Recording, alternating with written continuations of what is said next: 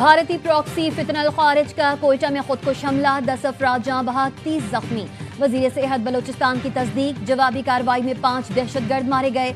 FC के 2 जवान जख्मी। दहशतगर्दों ने एफसी की वर्दी पहन रखी थी। सिक्योरिटी जराये का कहना है भारतीय एजेंडे पर काम करने वाले शरपसंदों के अज़ाइम नाकाम बनाते रहेंगे।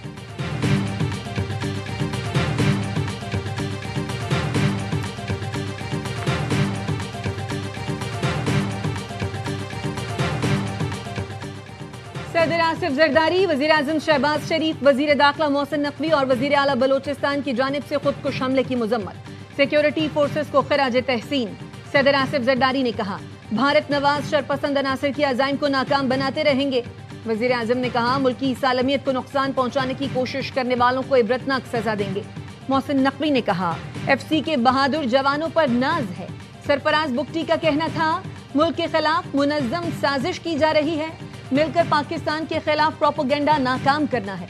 दहशतगर्द बुज़दिलाना कार्रवाइयों से कौम का हौसला पस्त नहीं कर सकते।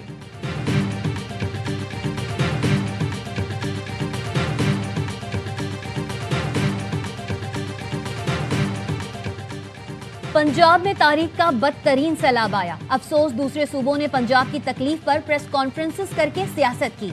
वजीर आला पंजाब मरियम नवाज का कहना था, जिनको सड़कें, लैपटॉप्स, स्कॉलरशिप, सस्ती रोटी नहीं मिलती, उसे सवाल करना चाहिए। वजीर आला पंजाब का इस साल 1,18,000 लैपटॉप्स देने का ऐलान। कहा, आज तक तमाम स्कॉलरशिप्स और लैपटॉप्स मेरिट पर दिए, ऊपर से नीचे तक तमाम तैनातियां मेरिट पर होती हैं।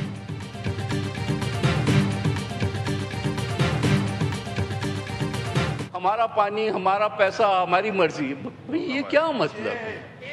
इसका क्या मतलब है? हमारा मुल्क है, सबका मुल्क है। इन हालात में हमारे लिए बड़ा मुश्किल हो रहा है कि हम हुकूमती बेंचों के साथ बैठें। अगर इसी तरह से हालात रहे तो वो वक्त दूर नहीं, और फिर उसके बाद हुकूमत चलाएं। माशाल्लाह, आप बादशाह हैं, आप हर तरीके से चलाएं। वजीर आला पंजाब की तनकीद पर पीपल्स पार्टी का कौमी असम्बली इजलास से वॉकआउट। नवीद कमर ने कहा, इन हालात में हुकूमती बेंचेस पर बैठना मुश्किल हो रहा है। इसी तरह हालात रहे तो आप जैसे चाहें हुकूमत चलाएं, हमें वजारतें, कुर्सियां कुछ नहीं चाहिए। तकरीरों के बजाय अमली इक़दामात वक्त की जरूरत है। तकरीरें पीपल्स पार्टी भी बहुत अच्छी कर सकती है। आटा और चीनी के बजाय मुतासरीन को नकद इमदाद मिलनी चाहिए। नवीद कमर की तकरीर के दौरान तहरीक इंसाफ, सुन्नी इत्तेहाद काउंसिल अरकान का भी एहतजाज। कौमी असम्बली का इजलास जुमे की सुबह 11 बजे तक मुलतवी।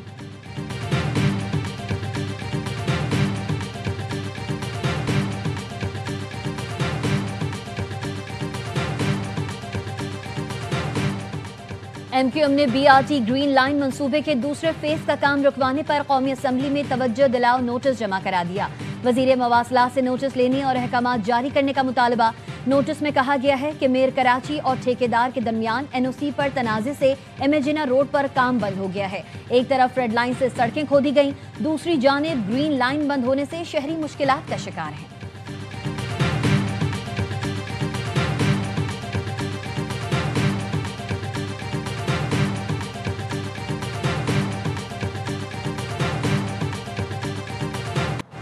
मशरिक़ वुस्ता में अमन के लिए एक अजीब और तारीखी दिन है। गज़ा अमन मुआहदे के बिल्कुल करीब पहुंच चुके। नेतन्याहू ने मेरे अमन मुआहदे को तस्लीम कर लिया। हमास से अरब और मुस्लिम ममालिक बात करेंगे। वज़ीर आज़म पाकिस्तान और फील्ड मार्शल ने भी मेरे अमन मंसूबे की मुकम्मल हिमायत की। शहबाज शरीफ ने मेरे 20 निकाती अमन मुआहदे का खैर मकदम किया है। अमरीकी सदर डोनाल्ड ट्रंप और इसराइली वज़ीर आज़म नेतन्याहू की मुश्तरका प्रेस कॉन्फ्रेंस। सदर ट्रंप ने कहा, मंसूबे से खित्ते के लिए खुशहाली का नया बाब खुलेगा। नेतन्याहू के साथ इब्राहिम मुआहदे को वुसअत देने से मुताल्लिक मुआहदा किया। गज़ा अथॉरिटी का सदर मैं खुद हूँगा। टोनी ब्लेयर रुकन होंगे। मेरी सरबराही में अमन काउंसिल गज़ा की अबूरी इंतजामिया की तश्कील की जिम्मेदार होगी। मंसूबे के तहत अरब और इस्लामी ममालिक ने गज़ा की पट्टी को गैर फौजी बनाने का अहद किया। मुतल्लिका फरीक इसराइल इनखला के लिए टाइम टेबल पर मुत्तफिक हो। गज़ा में अबूरी इंतजामिया के साथ मिलकर काम करेंगे। नई हुकूमत फलस्तीनियों और दुनिया भर के माहिरीन पर मुश्तमिल होगी।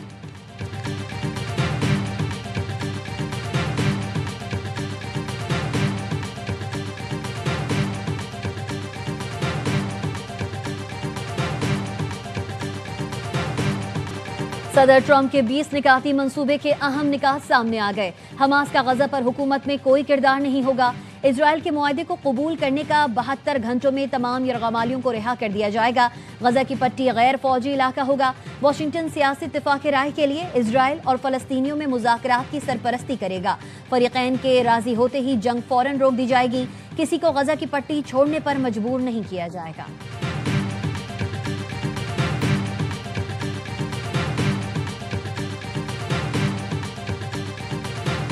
Maybe even Iran can get in there. I hope. We hope we're going to be able to get along with Iran. I really believe that. Iran will be a member of the Accords. امریکی صدر Donald Trump کہتے ہیں ایک دن ایران بھی ابراہیم معاہدے کا حصہ بن جائے گا۔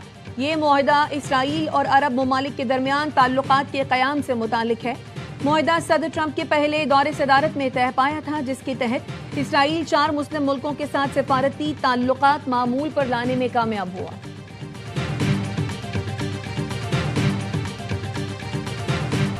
قطری وزیر اعظم اور مصری انٹیلیجنس چیف نے حماس کو 20 نکاتی مجوزہ امن منصوبہ دے دیا۔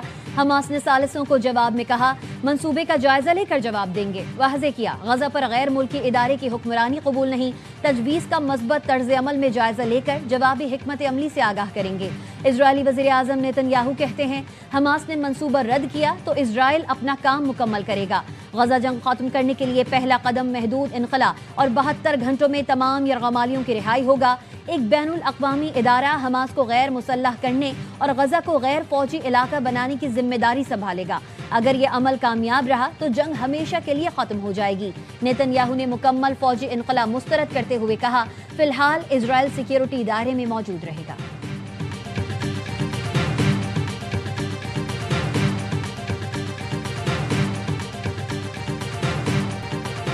دو ریاستی حل کا نفاذ ہی دیرپا امن کی ضمانت ہے۔ وزیر اعظم کا امریکی صدر کے امن منصوبے کا خیر مقدم۔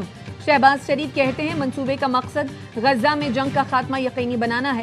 امید ہے ٹرمپ معاہدے کو پایہ تکمیل تک پہنچانے کے لیے فعال کردار ادا کریں گے۔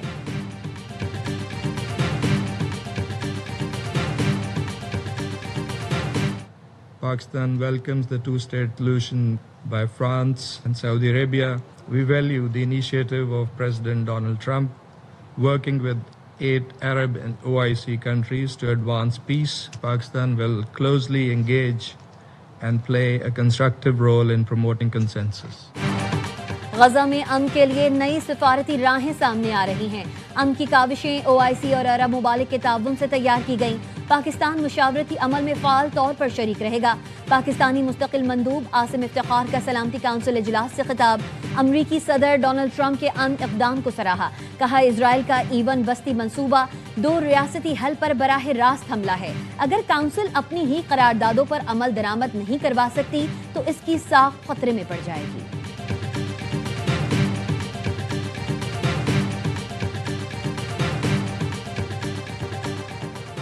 جسٹس طارق محمود جہانگیری نے بحالی کے بعد اسلام آباد ہائی کورٹ میں کام شروع کر دیا۔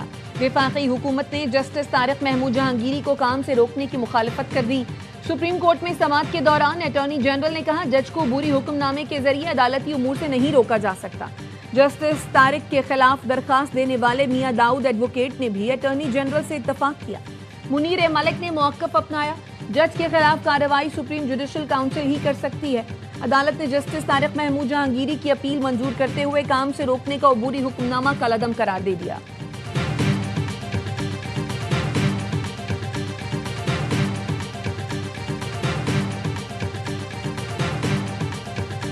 فلسطین کے لیے 389 ارب روپے کے ریلیف پیکج کی تیاری مکمل۔ ذرائع کا کہنا ہے وفاقی حکومت IMF کو سیلاب متاثرین کی بحالی کے لیے وزیر اعظم پیکج دینے کی درخواست کرے گی۔ IMF کے ساتھ مذاکرات کے 5ویں روز NFC اور سیلاب کے باعث نقصانات پر سیشنز ہوئے۔ وزارت خزانہ سندھ، خیبر پختونخوا اور بلوچستان کے ساتھ مذاکرات ہوئے۔ IMF وفد آج پنجاب حکومت کے افسران سے بریفنگ لے گا۔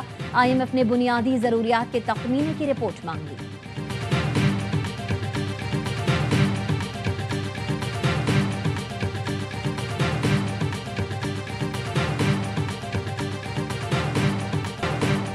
پاکستان سٹاک مارکیٹ میں ریکارڈ تیزی، تاریخ کی بلند ترین سطح پر انڈیکس نے پہلی بار 1,66,000 کی سطح عبور کر لی۔ 1758 پوائنٹس کا اضافہ، انڈیکس کی 1,65,606 پوائنٹس پر ٹریڈنگ۔ جو گزر گیا وہ سکندر، جو ڈر گیا وہ گڑھے کے اندر۔ کراچی کا جناح ایونیو روڈ سڑک ہے یا آف روڈ چیلنج، شہریوں کے لیے فرق کرنا مشکل ہو گیا۔ ملیر ہال سے ٹینک چوک جانے والی سڑک تباہ ہو گئی، مسافر خوفزدہ، کسی گڑھے میں کار گرتی ہے، کہیں ٹرک زمین میں دھس جاتا ہے۔ تعفن کی وجہ سے سڑک سے گزرنا امتحان بن گیا۔ کراچی کے شہریوں کو بس اب دعاؤں کا ہی سہارا۔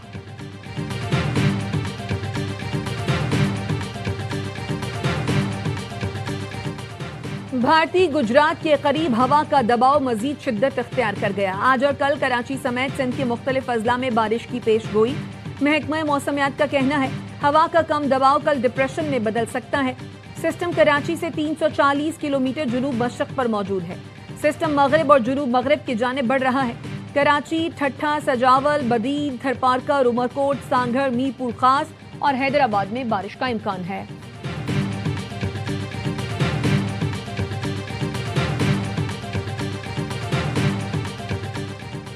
دستاویزات میں رد و بدل اور بچوں کی بیرون ملک منتقلی کا کیس، وفاقی اینٹی کرپشن کورٹ نے سالم بڑھنی کی درخواست ضمانت مسترد کر دی۔ سالم بڑھنی کی درخواست ضمانت جوڈیشل میجسٹریٹ اور ہائی کورٹ سے بھی مسترد ہو چکی۔ 1.5 ماہ پہلے مقدمہ وفاقی اینٹی کرپشن عدالت میں منتقل کیا گیا تھا۔ ملزم سالم بڑھنی گزشتہ 1 سال سے جیل میں ہے۔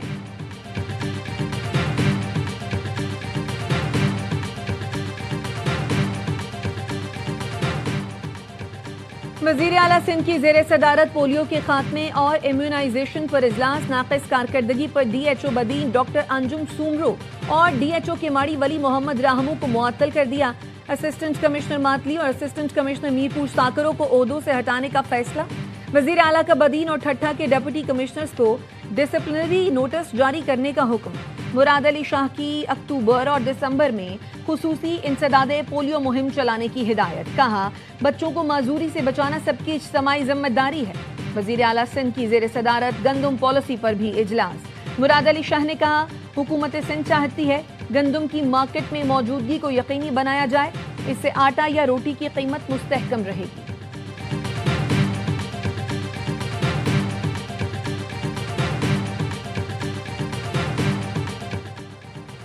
گورنر سندھ کامران خان ٹیسوری سے ہیونلی کلچر، ورلڈ پیس اور ریسٹوریشن آف لائٹ کے وفد کی ملاقات، عالمی امن، ہم آہنگی اور نوجوانوں کے کردار پر گفتگو۔ گورنر کامران خان ٹیسوری نے کہا سندھ بین المذاہب ہم آہنگی کی روشن مثال ہے۔ ملاقات میں رواداری، شعور اجاگر کرنے اور مکالمے کے فروغ پر زور دیا گیا۔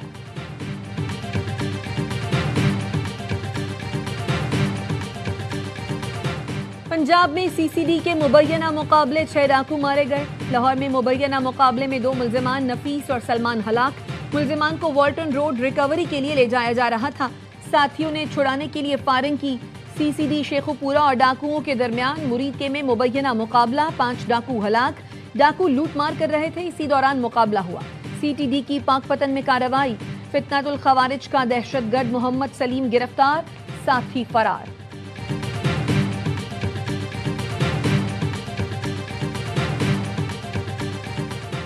وکلا کے قتل اور پولیس تشدد کے خلاف خیبر پختونخوا بار کونسل کی کال پر صوبے بھر میں وکلا کی ہڑتال۔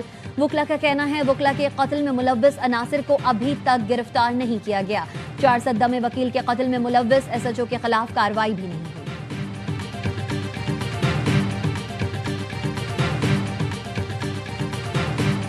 انکم ٹیکس ریٹرن جمع کرانے کا آج آخری دن، ایف بی آر حکام کا کہنا ہے تاریخ میں توسیع نہیں ہوگی۔ ٹیکس ریٹرن کی تاریخ میں ممکنہ توسیع کو سیلاب سے جوڑنا بے بنیاد ہے۔ ٹیکس دہندگان کی اکثریت ایسے علاقوں میں مقیم ہے جو سیلاب سے متاثر نہیں ہوئے۔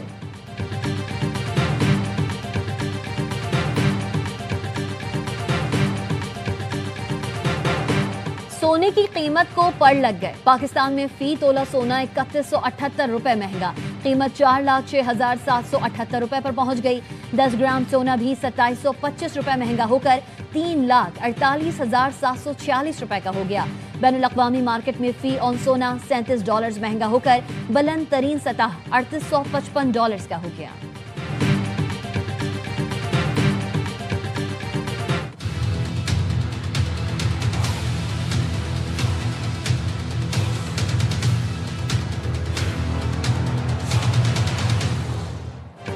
مغربی طاقتیں انسانیت کی مجرم ہیں، ایران کو جھکانے کا خواب خام خیالی ہے۔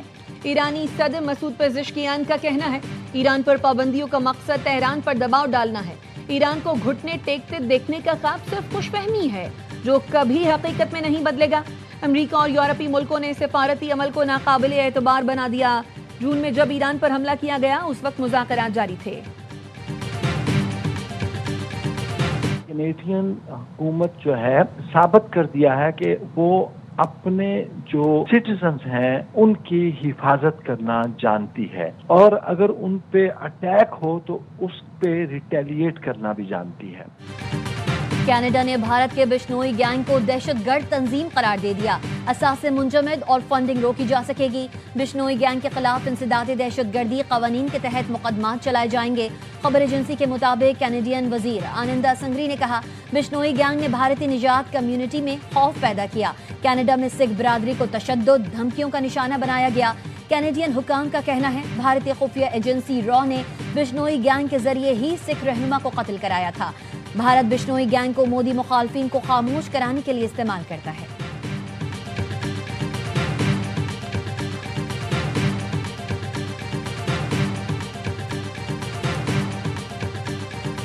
ایشین کرکٹ کونسل کا اہم اجلاس آج دبئی میں ہوگا۔ ذرائع کا کہنا ہے اجلاس میں ایشیا کپ کے دوران تنازعات کا جائزہ لیا جائے گا۔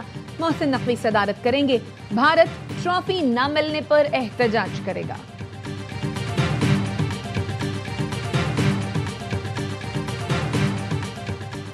پاکستان نے جنوبی افریقہ کے خلاف ٹیسٹ سیریز کے لیے اسکواڈ کا اعلان کر دیا۔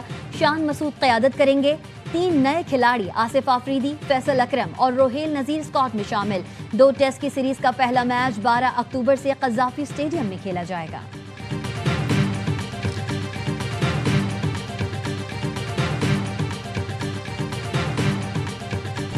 نیپال کا T20 میں بڑا اپ سیٹ، 2 بار کی عالمی چیمپئن ویسٹ انڈیز کو T20 سیریز میں زیر کر دیا۔ نیپال نے ویسٹ انڈیز کے خلاف دوسرا میچ یک طرفہ مقابلے کے بعد 90 رن سے جیت لیا۔ نیپال کے 173 رنز کے جواب میں ویسٹ انڈیز کی ٹیم 83 رنز پر ڈھیر ہو گئی۔ نیپال کے آصف شیخ نے 68 رنز کی ناقابل شکست اننگز کھیلی۔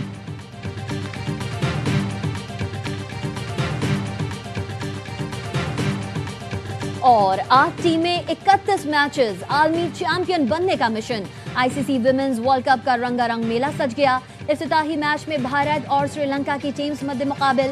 فاطمہ ثنا کی قیادت میں پاکستان اپنا پہلا میچ جمعرات کو بنگلہ دیش ویمنز کے خلاف کولمبو میں کھیلے گا۔